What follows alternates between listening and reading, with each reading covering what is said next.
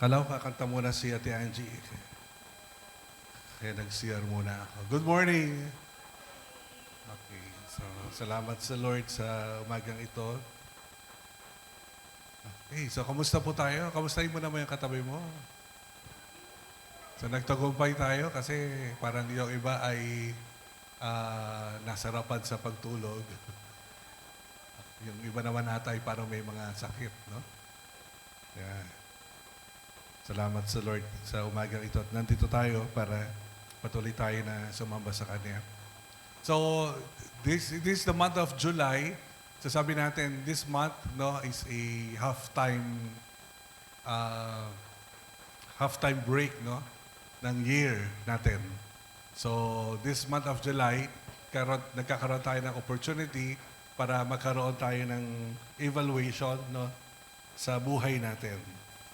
Mahalaga ba yung evaluation? Siyempre, no, napakahalaga ng evaluation ng buhay natin. Kasi sa pamamagitan ng evaluation, makikita mo kung nasan ka, alam mo kung ano yung meron ka, ano yung kailangan mo, at ano yung gusto mo na marating no, sa iyong buhay. So, noong July, the halftime, no?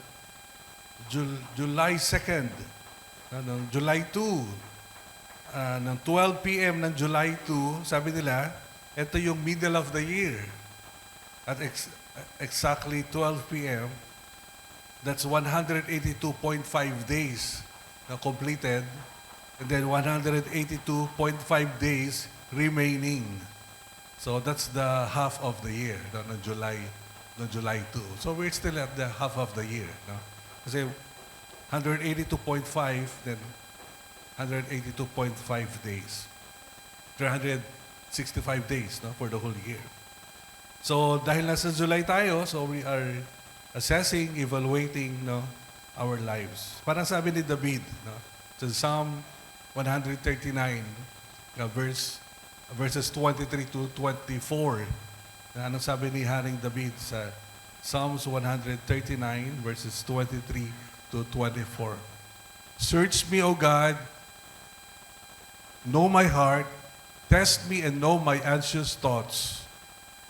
See if there is any offensive way in me and lead me in the way everlasting. Sino nagsabi nito? Si Haring David, si King David.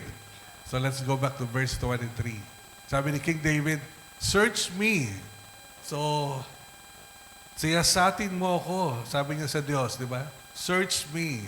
Siyasatin mo ako. Alamin ang aking isip. Know my heart. Alamin ang aking puso. Ang aking puso. So, know my heart. Ano laman ang puso ko? Test me. Subukin mo ako. And know my anxious thoughts. No? Kung ano ang aking nais. O kung ako ay hindi tapat. I think that's in verse 24. The anxious thoughts. No? Yung bagay na bumabagabag sa Kanya. So, know my heart, Lord, search me, test me, know my anxious thoughts. So, kailangan natin, from time to time, umupo, manahimik sandali, especially at this half time of the year, no? So, half time. So, we need to ask the Lord, Lord, search me. Ano ba laman ng puso ko? Ano ba yung laman ng aking isipan? Sa Tagalog kasi ginamit yung isipan. So, anong aking nais? So, tulungan mo ako. Verse 24. See if there are any offensive way. Ano yung mga bagay sa buhay ko no, na hindi tama. Offensive way. Hindi kalugod-lugod sa'yo. So, Lord, search me. Ano yung laman ng aking puso? So, anong laman ng buhay ko ngayon? Yan, tanongin mo nga yung katabi mo, kamusta ka na ba talaga, kapatid? No one knows, no, except God, the whole content of our hearts, of course, no? But ang maganda nito, we can sit down, no? And somehow ask a person close to you, di ba? To help me see my heart, no? Help me see where I am right now, no? So help me, discern what is happening in my life. Okay, ano nangyayari sa buhay ko. You know, life is too short. Napakaiksi lang ng buhay po natin. Katulad ng narinig nyo sa akin palagi. Now, the verified average life expectancy in the Philippines, among the Filipino, is approximately 72 years. 72 years. That's the average. 72 years. Depende sa gender. Depende sa gender. Ang mga kababaihan, it's 72 to 78 years. Bakit kaya mas mahaba yung buhay ng mga kababaihan? Ano? Mas, ata sila? Mas open sila? Ano? Mas nakakapag-release sila ng mga laman ng puso nila? Nakakaiyak sila? Ano? Mas nakakaiwas sila sa heart ailment, sa karamdaman. Dahil nare-release nila. Now, the average for men is 67 to 71. 67 to 71. So, that's in the Philippines. Tanong mo ngayon katabi mo, ilan taong ka pa, kapatid? According to the average. So, if it is 67, yung pinakamababa, pinakamataas sa lalaki, 71. So, you need to count your years. Di ba every birthday, we celebrate birthday, pero every birthday is a reminder na nabawasan ka ng isang taon. Nabawasan ka ng isang taon. Hindi ka na dagdagan, nabawasan ka ng isang taon. Maring nadagdagan ka ng blessing, nadagdagan ka ng, ng mga kaibigan, pero nabawasan ka ng isang taon. Every birthday. Kaya every birthday, we need to assess, we need to ask the Lord kung ano yung gusto niya sa buhay natin. Of course, sa Bible, ano daw ang average life expectancy sa Bible? In Psalm 90 verse 10. So alam natin ito, lalo ng mga nakakaedad. Ito na yung mga life verse natin. So, Psalm 90 verse 10. Ito na ba yung life verse nyo? The length of our days is 70 years. Tama rin yung sa Pilipinas. Or 80 if we have the strength. 70 years is sabi ni Solomon, 70 years, or 80, if we have the strength. Yet their span is but trouble and sorrow, for they quickly pass and we fly away. So sabi doon sa survey, ang healthy life expectancy, maring may buhay ka, but there is the healthy life expectancy ay about 59 years, 59 years old. Sabihin, yun daw malulusog hanggang 59 ang average. Pagkatapos nun, after 59, pag dugtong mo ng 60, ang inaasikaso mo na yung mga karamdaman mo. Ang inaasikaso mo na yung kinakanta mo dati na, ano yung kinakanta natin dati? Paa, tuhod, balikat, ulo. Ngayon, hindi nila kinakanta yon. Pinapahira na. So, ganun na, at the age of 59, sabi nila, ang hail natin, bibihira yung at the age of 59 ay malusog pa rin, malakas pa rin. So, kaya sabi sa Bible, di ba? Yet their span is but trouble and sorrow, for they quickly pass and we fly away. So, age 70, if you are healthy, 80. So, tama pa rin. According to our Filipino average, verified average. So, that's why life is too short. Napakaiksi lang ng buhay po natin. Kaya lagi natin tinitingnan kung ano ang nangyayari sa buhay natin. Binabantayan natin kung paano natin ginagamit yung ating mga panahon dito sa daigdig. So, kaya ang isang tanong dyan, when you make an assessment, is what is your assignment? Ano ba yung nais ng Lord na gawin mo sa buhay mo? So, always go back to your assignment.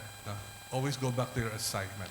Now, when you read the scripture, there are a lot of men of God and women of God in the Bible na when they are discouraged, pag nangihina sila, napapagod sila, what will strengthen them? Makikita nyo po yung pattern when you read the scripture. Pagka napagod na yung mga lingkod ng Diyos sa Biblia, ang nagpapalakas sila, siyempre ang Diyos, no? Pero nagpapalakas lagi sa kanila yung assignment nila sa Lord. No? Yun lagi ang nagpapalakas sa kanila. Kung ano yung nais ng Diyos na gawin nila sa buhay nila. So, hindi lang yung blessings, no? Hindi lang yung ganda ng buhay, no? Hindi lang yung mga karanasan na gusto mong gawin, but really what will give us strength, whenever we are awake, or whenever we are experiencing crisis in our lives, is our assignment. So time and time again, you will see in the scripture, men and women of God, when they reach that peak, of burnout, of that peak, of the limit of their strength, they will go back to their assignment. What is my God-given assignment? Kaya, what is our God-given assignment? Ano yung pinagagawa ng Lord sa atin? What is your gifts and calling? Now, when we talk about assignment, we need to realize ano ba yung binigay ng Lord sa atin, nakaloob niya, kakayahan niya, para gamitin natin. Your gifts, your calling, is very important, so you can align that to God's assignment to your life. So ano yung kakayahan na meron ka? So nagagamit mo ba yun? Doon ka babalik kasi doon nakaduktong yung pinagagawa ng Panginoon sa buhay mo. Sa kakayahan, pagkatawag ng Diyos sa iyo. So pag alam mo ng kakayahan mo, then you will seek for your calling. Saan yung bahagi mo? When we speak of the calling, aalamin mo sa Diyos saan yung bahagi mo, saan lugar ka. It might be literally a place of your calling, but a place in the body of Christ, kung saan ka inilagay ng Diyos. So a calling will determine your assignment.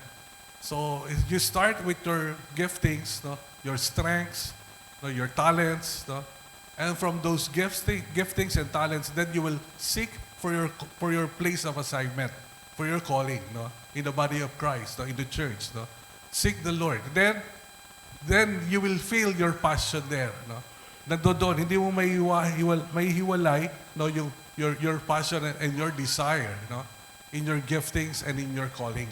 Pagka tinatamad ka, ayaw mong gawin yung ginagawa mo, baka hindi yan ang giftings mo, baka hindi yan ang calling mo, Baka hindi yan ang talents na meron ka. Because laging kasunod ng giftings is the passion and desire. Kasi nandoon yung gana, kasiyahan na gawin. Dahil yon ang kakayahan na meron ka. So, di pa naman uli, pwede pa tayo mag-shift. Pwede pa tayo na hanapin yung binigay sa atin ng Diyos na kakayahan. At yon ang sundan natin. Yun ang gawin natin. So, wag tayong malagay sa buhay natin na misfit, di ba? Parang yun ang pinakamahirap na posisyon. Nauubos yung oras mo, ang araw mo dito sa lupa, pero nasa maling lugar ka. So, mahirap yun. Walang passion, wala yung desire mo because you are misfit. And then, when you know that passion and you know your calling and you know your passion now, and then what's next is the blessings. Don't seek for the blessings. The blessing will follow. Basta alam mo kung ano yung giftings mo, your passion, your desire, and then the blessing will follow. Doon susunod yung pagpapala ng Panginoon. So this is very important in life. So, sometimes we tend to seek the wrong things in life. We tend to follow the trend. Parang kung saan kumikita yung marami, doon ka sumusunod. Nagbukas yung kapitbahay mo ng tindahan, nagtindahan ka rin. Nagtinda ng turo-turo, nagturo-turo ka rin. Hindi mo alam yung giftings mo and your calling. So, and your passion. So eventually, pag nagsara na yung tindahan sa tabi mo, magsasara ka na rin. Kasi gumagaya ka lang. Nagaya-gaya lang tayo. So, that will give us the blessing in life.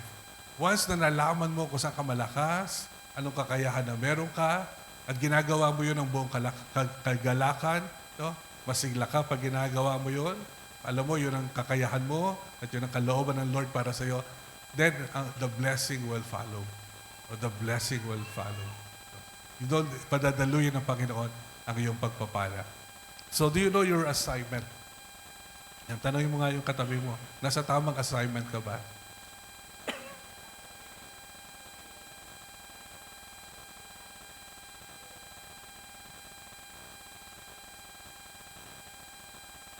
Sabi ni Miles Monroe, the greatest failure in life, no?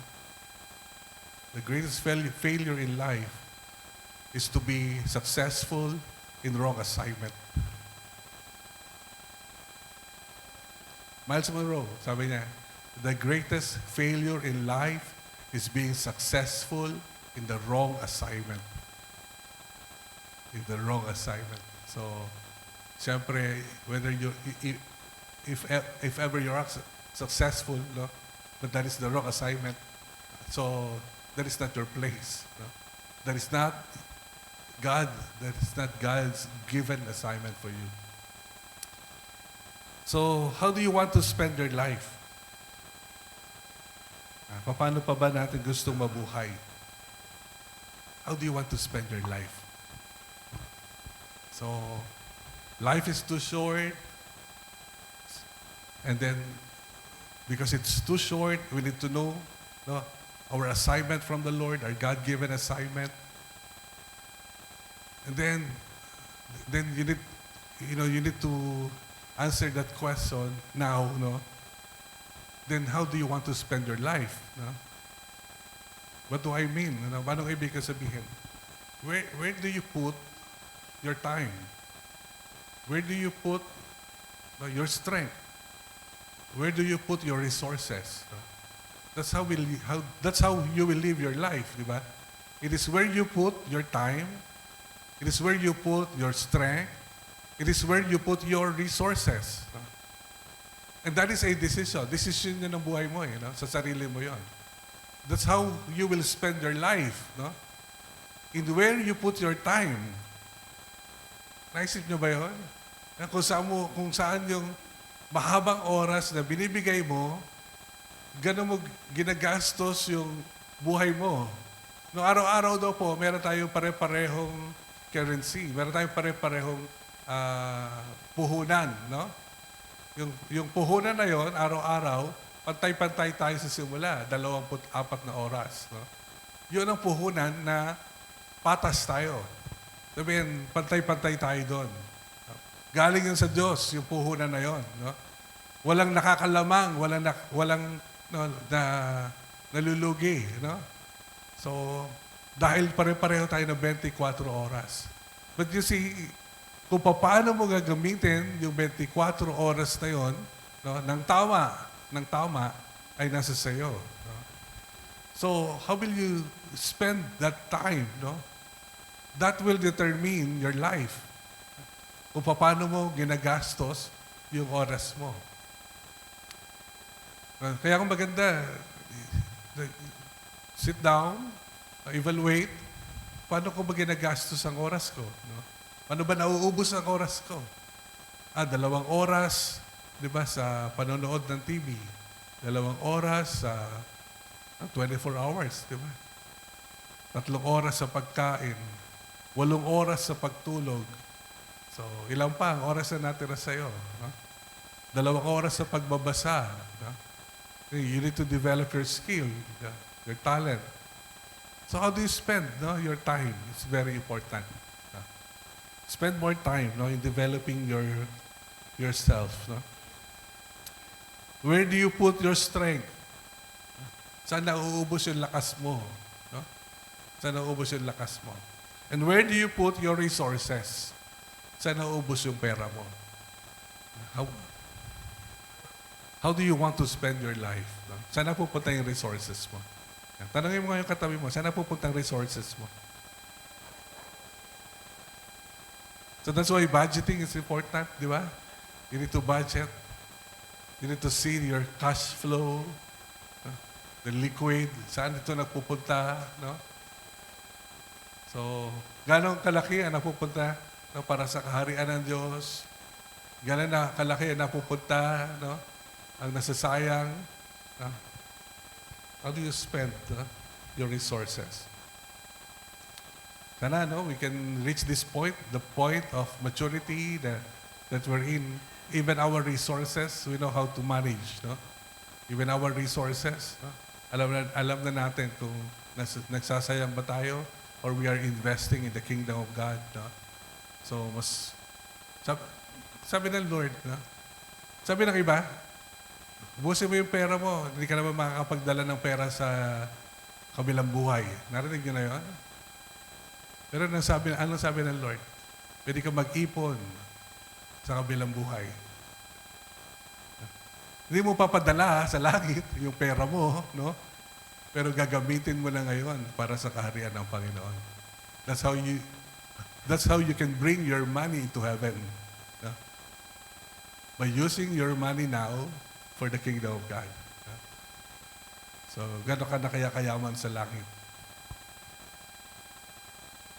So yung pera hindi mo pwedeng isabay sa ataol. Pero pwede mong ipauna. Pwede mong ipauna. Pakita nyo yung katabi mo, gano'n ka na kayaman sa langit?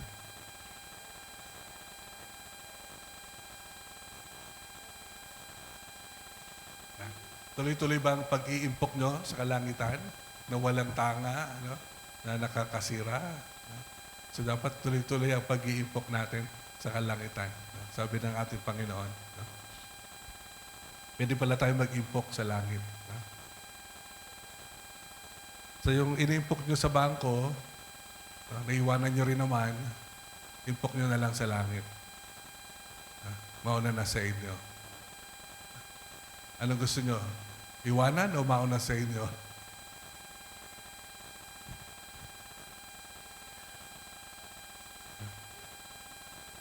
At nanahimik na ang lahat.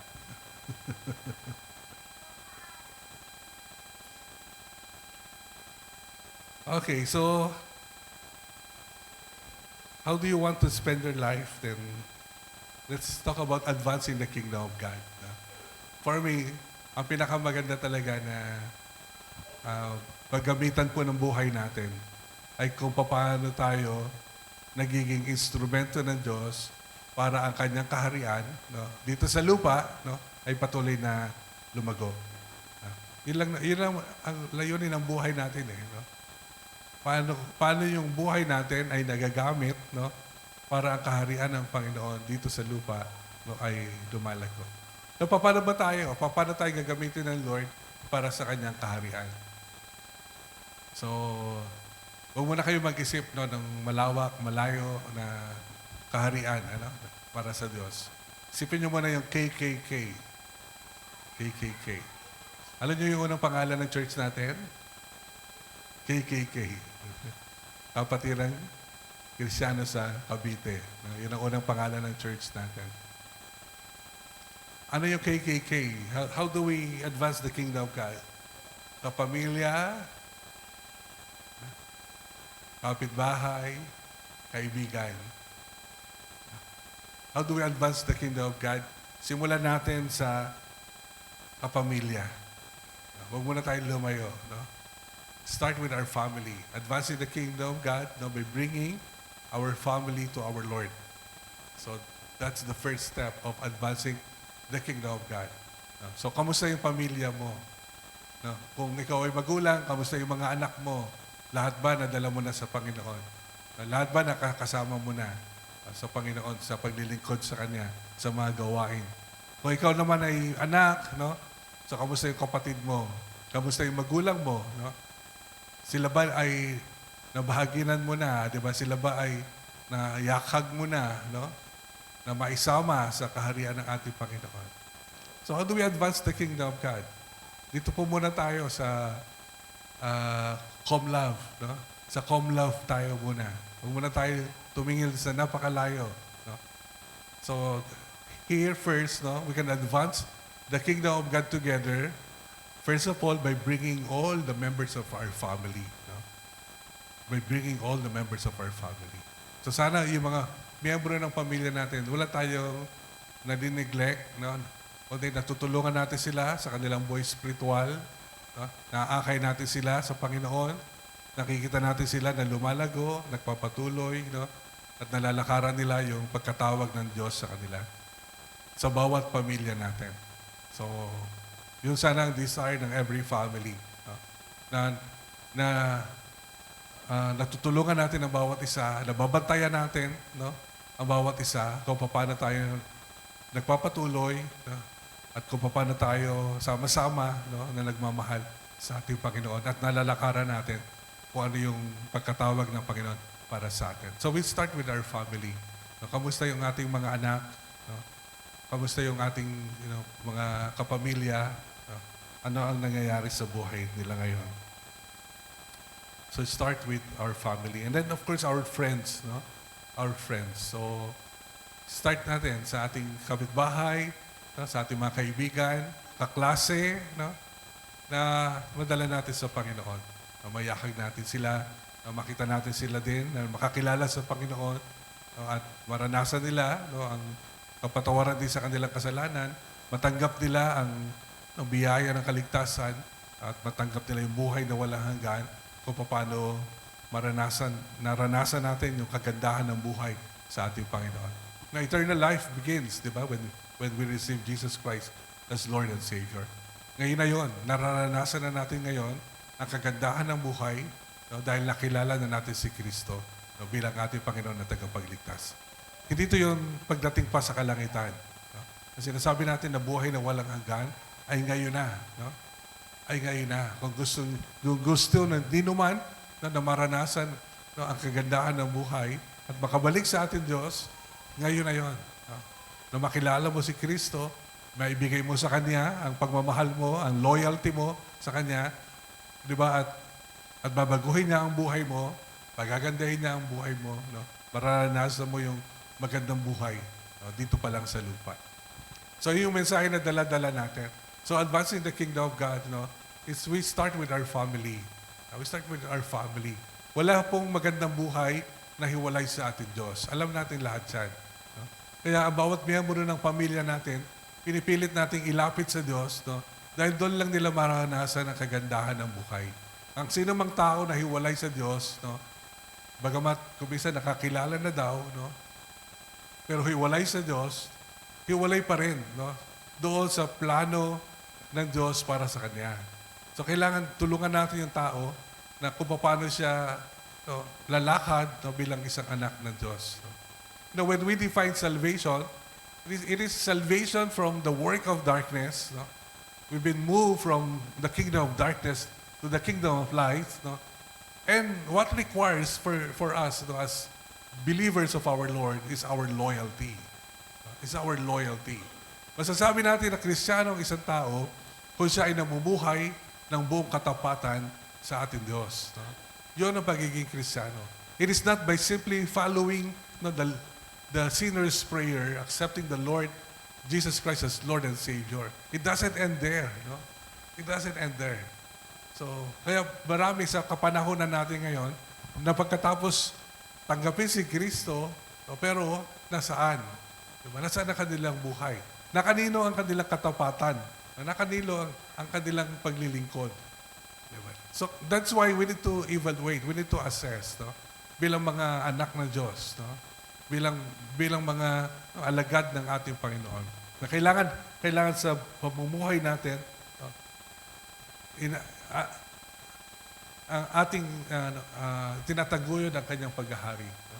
Patuloy natin siyang sinusunod sa buhay natin, no? At ginagawa ang kanyang kalooban. Okay, so pwede ba natin i-advance ang kaharian ng Panginoon? Kaya niyo ba yun? Ha? Kanino tayo magsisimula? Sa pamilya. Sa pamilya. KKK, sa pamilya, sa kapitbahay, sa kaibigan. Yun ang simula. How do we advance the kingdom of God? Okay, so, and then as you grow, as you are growing, no, as a believer, no, as a disciple of our Lord, then you will learn to make disciples. Eventually, you will multiply yourself. Pagka kasi naranasan mo na yung pagliligtas ng Panginoon, at meron kang panawagan mula sa Diyos, no, na pinagagawa niya sa iyo, no, yung paghahari ng Diyos, no, ay naging totoo sa iyo at nakita mo yung pangangailangan kung paano isulong ang paghahari ng Diyos, then you will multiply yourself. Hanggat hindi mo nakikita yung paghahari ng Diyos at yung pangangailangan para isulong ang paghahari ng Diyos, at hindi mo ito personal, no, na unawaan, no, at naintindihan, then you will not make disciple.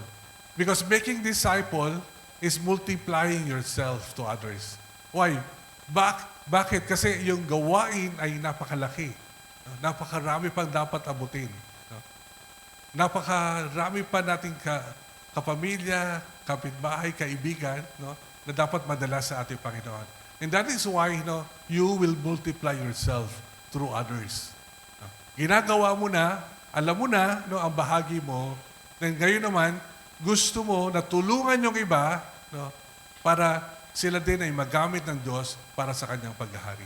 You know, discipleship is about multiplying yourself to others. No? Kung ano yung meron ka, ano na yung nararanasan mo, no? Ano na yung responsibility na meron ka, no? Gusto mo itong ibahagi sa iba para sa gayon, mas malawak pa. No? Mas malaki pa yung ma-accomplish natin. Ma-accomplish natin. That is making disciple. Then eventually, pag nakuha natin doon, no, ang laki pa na dapat gawin. No? So kailangan pa nating mag-disciple. Kailangan nating ibahagi yung buhay natin, no? Ipakopya yung buhay natin sa iba, no? Para mas malawak pa yung magawa natin. Amen? So, ang tanong, ready ka na bang mag-disciple? Nakuha mo na ba? No? Ang tanong mo ngayon katabi mo, ready ka na bang mag-disciple?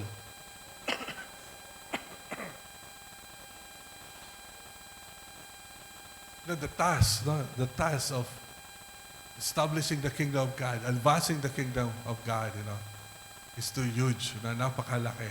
Napakalaki. So, dito sa church natin, we need more disciples, no? Kasi ang dami nating dapat inaalagaan pa, no? Na kung minsan ay ating napapabayaan. So, we need to multiply ourselves as leaders, no? Kailangan natin mag-raise up ng mga leaders, no? That will take care of the others, no? That will,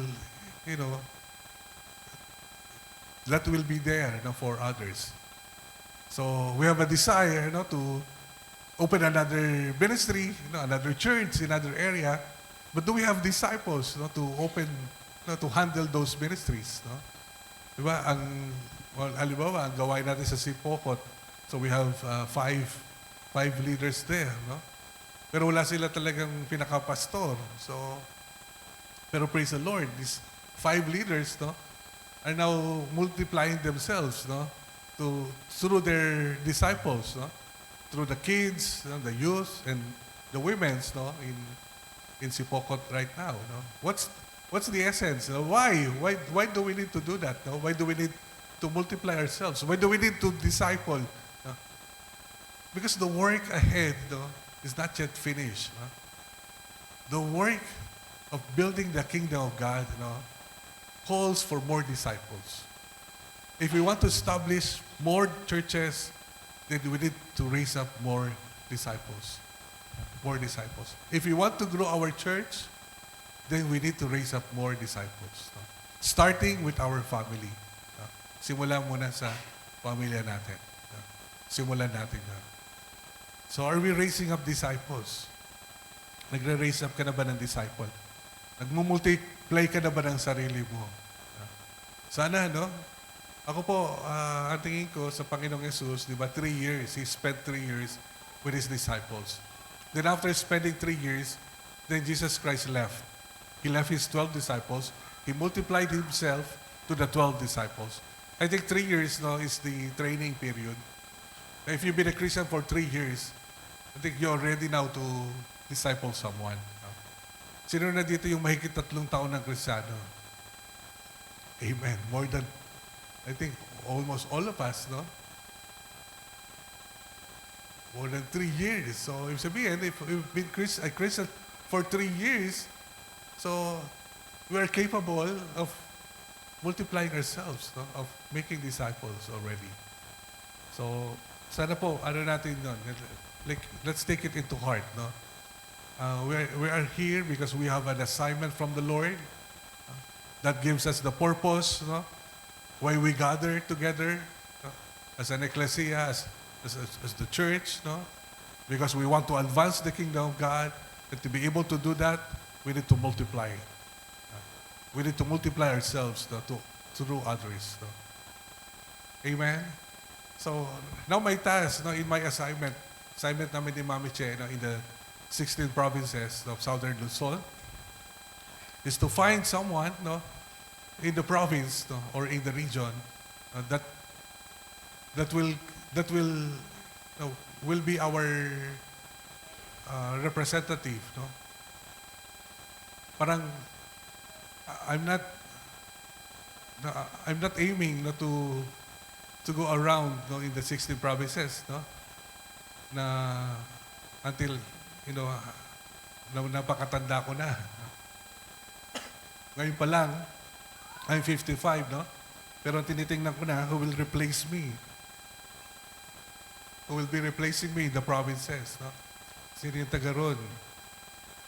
At meron na, no? Meron na kami nakita from the years of ministering to the provinces. Now we are raising up, tawag kasi sa amin, SR, Senior Roadmap Facilitator. Now I'm eyeing, may nakikita na ako, ng mga SR, for example, in Palawan. Hindi naman nila ito maririnig, no? So, for example, in Palawan.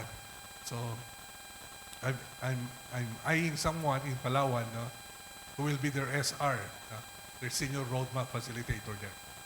So, in Bicol, so, meron na rin. I'm eyeing someone, no, or two of them in Bicol. Nakikita ko yung kanilang potential that they can be the Senior Roadmap Facilitator of Bicol. So, hindi ko tinitingnan yung sarili ko na tatanda ako na ako pa rin yung SR ng buong Southern Luzon, no? So, papapagod ngayon nga lang. I'm in pain, no? Because dahil sa shoulder ko, no? I'm in pain. Nung kasal ni Aaron, grabe yung pain ko, di na kulin. No? So, I mean, that is one of my issues, no? Yung physical. So dapat you are multiplying yourself, no? We are raising up disciples. Amen? So, ang iksi ng buhay, di ba? Ang iksi ng buhay natin. So, I'm 55. So, kung abot ako ng 72, no, the average, no? Ilang years na lang yun. 65, 72. So, that's 13 years. Tama ba ako? So, ay, hindi, 70 yan. 18, ano? 18. 65, 72. Engineer, sino ba engineer dito? Kaya nga ako nagpastor, ha? 17, no? 17. So, 17, no? At the average of 72. So, 17 years. Iksi na lang, no? We've been together for 36 years. So, sabi yan. Ganun na lang, di ba? Yung buhay natin. It's too short. Life is too short. No? Kaya dapat, you know how to spend your time, your energy, your resources. No? Kasi maiksi lang ang buhay mo. You know your God-given assignment, and you know you're advancing the kingdom of God, and now you are raising up disciples, no? Because you want to multiply yourself. Okay? Nasusunod niyo ba ako? Okay. Salamat kay Ate Oni sa maiksing worship. Kasi mahaba yung message natin. So, advancing the kingdom of God, making disciple. So, ang tanong, what are your personal issues? Katulad ni Haring David. No, you cannot multiply yourself, or you will have difficulty multiplying yourself, no, if you will not answer your personal issues. No? You will have difficulty advancing the kingdom of God through others if you have your personal issue. You will never see, the purpose of your life fully, if you will not face the issue of your heart. No? Katulad ng sinasabi ni Haring David, no? Lord, search me. No? Lord, search me. Search my heart. No? So you will start, it will always start with you. No? And then next to your family. No? Next to your family. So, what are your personal issues? How is your heart? No? Ano yung bumabagabag sa puso mo ngayon? No? Ano yung mga bagay, no, na bilang isang anak ng Diyos, no, na humahadlang, nagpaparumi, no, nagpapatigas ng iyong puso, no, na kailangan mong harapin, no, para maranasan mo yung kagandahan ng buhay ng nais ng Diyos para sa iyo. So, kamusta ang puso mo, kapatid? Then, pangalawa, how is your spiritual life? No? Are you growing in your spiritual life? You know, spiritual life, no, is something that we cultivate. Spiritual life, no, is something, no, that we work. No? Kailangan may bahagi tayo if we want to grow spiritually. No? Kamusta? Nagbabasa ka ba ng Bible? Nananalangin ka ba? Diba? Dumadalo ka ba sa mga gawain? So, yun yung mga exercises, no, for our spiritual life to grow. Nagbabahagi ka ba ng mabuting balita? Tumutulong ka ba sa iba? So, you know, those are exercises, no, that will help us grow our spiritual life. Kung wala kang Bible reading, wala kang exercise para lumago ka spiritually. Kung wala kang prayer time, devotion time, wala kang ginagawa para lumago ka sa buhay spiritual mo. Hindi ka nagbabasa ng ibang, you know, mga devotional books, no? Kasi may pangangailangan sa gano'n. Inspirational books, no? Yun ay makakatulong sa iyo. Anong pinapanood mo? Nakakapagpalakas ba yan ng spirito? No? O ng lust? No? So, dapat tinutulungan mo yung sarili mo how to grow spiritually. So, nasaan yung buhay spiritual mo ngayon? So, hindi mo yung pwedeng isisi sa iba. No? Hindi pwedeng magbasa ng Biblia ang iba sa'yo. No? Hindi pwedeng, you know, mag-pray ang iba, ano, para sa'yo. Pwede ka nila ipag-pray, pero yung prayer life mo, hindi nila pwedeng gawin yun. No? So, nasa sa iyo yun. No? Paano mo pinalalago ang buhay spiritual mo? So, nasa na yung buhay spiritual mo? So, tanongin mo ngayon katabi mo, kamusta ka na ba, kapatid? No? Hindi po pwedeng umatin yung iba para sa iyo. Ikaw ang gagawa nun, no? Para sa paglagaw mong spiritual. No? Malimit kami ni Mami siya pag nakahiga na sa kwarto, tapos yung nasi CR ka, di ba? Nagbibiro kay Mami siya, love, iihi mo nga ako. Sino gumagawa nun? Na alam mo, na hindi naman pwedeng gawin para sa'yo. Di ba? Kailangan mo tumayo. Ano? Kailangan mo, ikaw mismo gumawa ng mga bagay na yun para sa sarili mo. You know, spiritual life is the same with that. No? Pareho yun. Hindi po pwede po na may magbasa ng Biblia para sa'yo. No? Hindi po pwede na may mag-devotion para sa'yo. No? Or maging faithful, no, para sa'yo. Ikaw ang gagawa nun. Kamusta yung physical na katawan mo? Yan, tingnan mo yung katabi mo.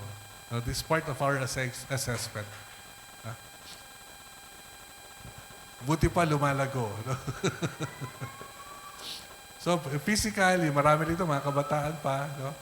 Pero kailangan alagaan nyo na yung sarili ninyo. No? Kasi ang bunga daw ng pag-exercise at pag-aalaga ng sarili, you know, ay 20 years. No? Ang preparation. So, ganun yun. If you want to be healthy, no, it's not today. If you want to be healthy, it's the day to start is today. No? Pero ang result is after 20 years. No? Doon mo pa yun naanihin after 20 years. No? So, ganun kahaba. So, if you want to be healthy, young people, you need to start now. No? So, how are you physically? No? What are your physical issues? No? You know, you need to manage yourself. Huwag nyo lang ipagkatiwala sa doktor yung pagpapanage ng inyong kalusugan. Bibigyan lang kayo ng gamot ng doktor. No? Pero yung pagmamanage ng kalusugan na isang bagay na ginagampanan natin para sa sarili natin. Marami tayong minamanage sa buhay natin, di ba? I-manage nyo rin ang kalusugan ninyo. Kasama po yun. At malalaman nyo rin to pag tumatanda na kayo. Malaking bahagi ng management ninyo, kalusugan ninyo. Kasi tumatanda na kayo. Okay. Personal issues that we need to answer. And that also includes our relational issues as a person. How are you? Kamusta ka bilang kapatid? Kamusta ka bilang anak? Kamusta ka bilang magulang? So, that is relational. No? So, sinasagot mo rin yun. So, kailangan natin sagutin to, ang mga issue na to, if we want to grow in our lives. Amen. Nandiyan pa ba kayo? So, ang dami nyo ng assignment ngayon. Ang dami natin dapat gawin. No? So, start with your personal issues. Start with your personal issues. Baka hindi pa natin, nagturo kami kailan ba yun? Sa Catanduanes, no? Sa Birac. Ang isa doon, isang comment, no? At the end, ito rin yung parting words ko sa kanila. No? Start with your personal issues. Sabi ng isang pastor, kasali ba dyan yung pag-unawa tungkol sa kaharian ng Diyos? Opo. Pinakamahalaga yun. If you don't understand the kingdom of God yet, you need to start there. No? You need to start. Kailangan unawain mo, ano ba ang kaharian ng Diyos? No?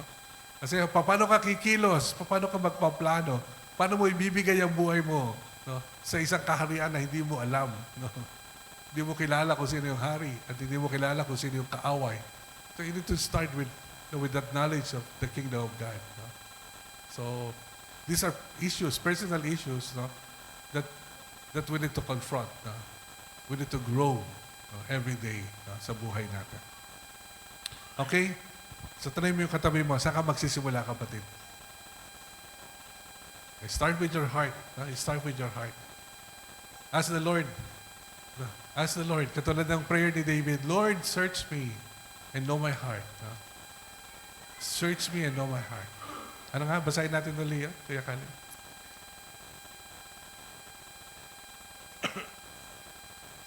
Psalm 139, verse 23.